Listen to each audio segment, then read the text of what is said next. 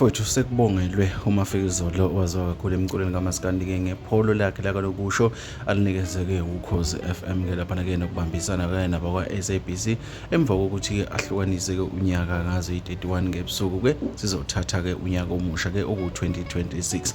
Lo mculo kaMaskandi osafika endimeni-ke ubonakala-ke eshaya ingoma-ke eyithandwa kakhulu ngabantu futhi ingoma-ke ezingama-hit-ke uMafikizolo-ke insizwa-ke esencane kakhulu-ke lena kodwa-ke enethalente-ke eliyisimanga. Abantu abaningi-ke bakujabulele kakhulu-ke isenzo esenziwa Ukhozi FM sokuthi-ke sibe neqiniso-ke kubaculi bakithi-ke okuyithe noma-ke okuyibona-ke abahlabanile-ke. Sikhumbule-ke last year-ke lapha-ke uMthandeni SK naye-ke walithola ipolo njengoba-ke kulokhu-ke litholwa uMafikizolo.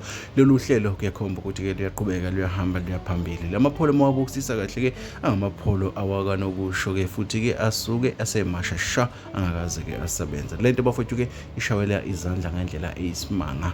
Abantu abaningi-ke bambongelile uMafikizolo sibala uMthandeni SK-ke laphana-ke uKhuzana Mfokampongoso-ke nabanye abaculi-ke abaningi balokhu bambongela-ke left and right-ke laphana-ke ngonyanyavo-ke lwemonto-ke ayiwinele nje lona ngenxa-ke ye-support-ke ayithole ebantwini-ke laphana-ke uzowabhala-ke naye uMafikizolo-ke laphana-ke wathi-ke leli pholo-ke lingelenu-ke balandeli-ke wathi-ke uyabonga kakhulu-ke ebonga imisebenzi yokuvotelwa kwakhe. Sikhumbule siyazi ukuthi-ke wavotelwa-ke abantu abaningi abahlukahlukene-ke abathanda umculo wesintu-ke laphana-ke. Mesikhuluma-ke ngoMaskandi-ke uyabambisana uma kukhona-ke izinto ezifana nalezi. Ingakho-ke kwabalula ukuthi-ke akwazi ukulithatha agijima leli pholo njengoba-ke namhlanje liyolala-ke emagcekeni-ke akubo. Bafowethu sithi nje congratulations-ke kuyena-ke uMafikizolo-ke hlala khona la ekhaya-ke uma kukhona ezinye sekuphathele zona-ke siyobuya nazo ishisa zinjalo.